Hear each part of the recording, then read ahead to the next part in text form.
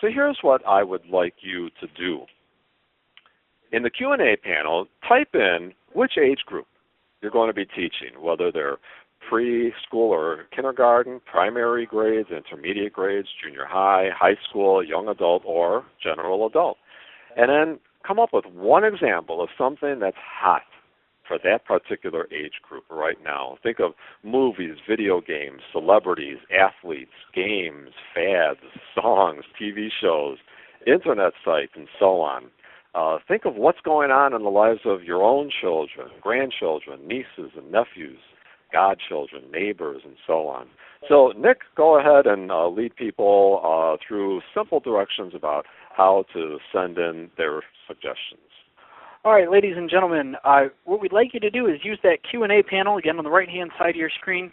What we're going to ask you to do is type in first the grade level you're talking about, and second, your idea of what they think is hot. So again, we'd like you to lead with the age group that you're talking about, because we're going to see a lot of different things for different age groups. And then so after you put that age group, then go ahead, put in your idea, and let us know what is hot for that age group.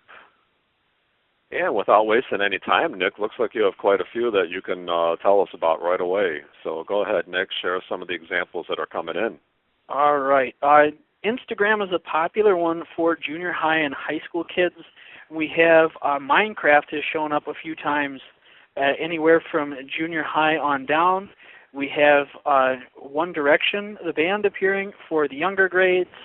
We have Skylanders appearing for elementary.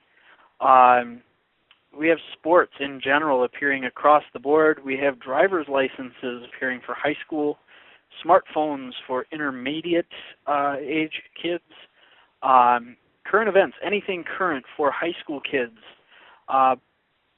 primary grades 1 through 3 TV shows, cartoons, high school, Iron Man movies. One Direction is appearing a lot, so is Instagram.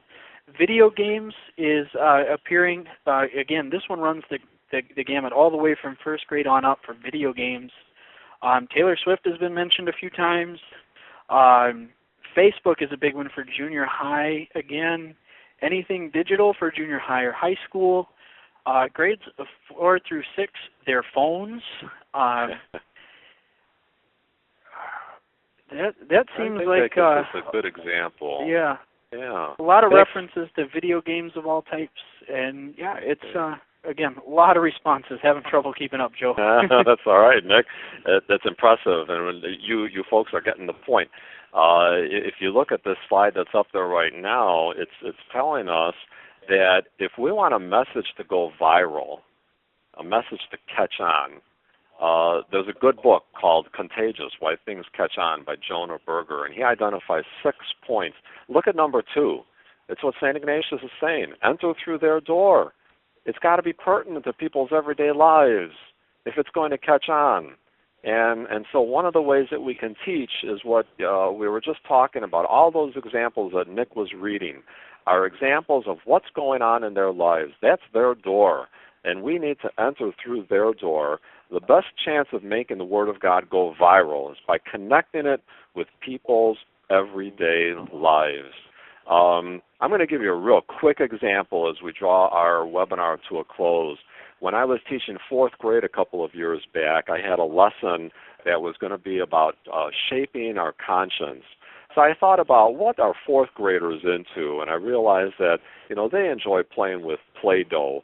So I had them making shapes with Play-Doh, and I used that as an introduction to talking about how God can shape our conscience.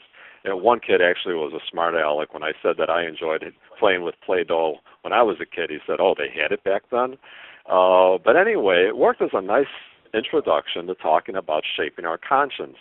Well, did the lesson work? Well, about a month later, the associate pastor came in, asked the kids, what have they been learning in Mr. Paprocki's class? And after the kids remembered, 3 or 4 things, it got a little quiet. And then I said, someone tell Father about Play-Doh. And after a brief hesitation, a girl raised her hand and she said, oh, yeah, God can shape our conscience. She remembered my door, her door, me coming through her door with the Play-Doh, but then she remembered my door of God shaping our conscience. That's what we're talking about when we talk about making sure this is connecting with everyday lives. So as you see, as you seek to form yourself in this area of doing, be sure to learn how you can enter through the door of those that you're teaching so that your lessons connect with everyday experiences. And that's going to bring us to the end of our exploration of these three dimensions of catechist formation, being, knowing, and doing. And I hope that you've enjoyed this experience and that it's whetted your appetite for ongoing formation, something that we all need. And I told you that if you had questions that you could type them in, and I'm sorry that we've run out of time, but there was just, you were sending in so many thoughts as we were going through that was really quite effective.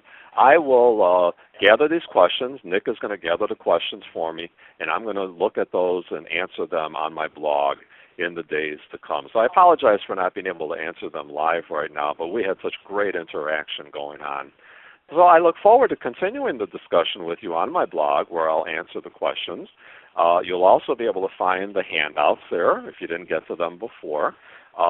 Please note that a recording of the webinar is going to be available within a week's time, just a few days probably.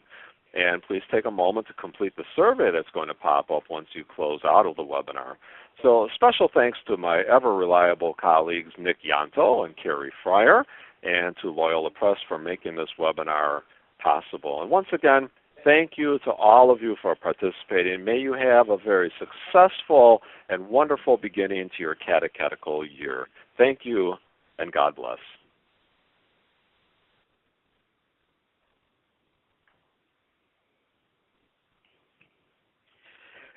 Ladies and gentlemen, for those of you who are still waiting to fill out that survey that Joe told you about at the beginning of the event, you do actually have to close out of this event to see that survey, so go ahead, exit out. The presentation has finished. We would like to thank everyone again for being here tonight, and again, please just close out, fill out that survey.